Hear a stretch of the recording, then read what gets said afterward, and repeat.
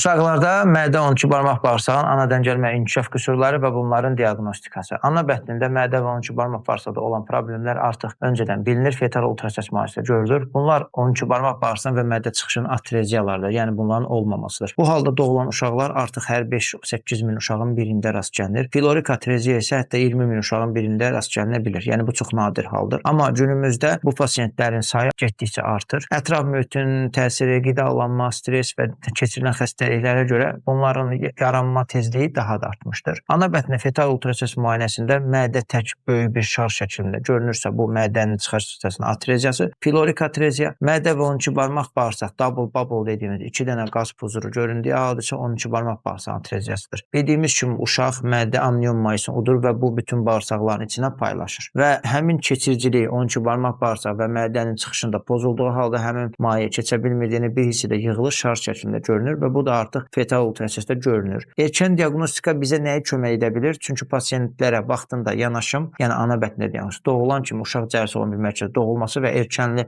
planlı hazırlanan cərrahi əməliyyatı olaraq xəstənin həyatını xilas edilməsidir. Təşəkkür edirik.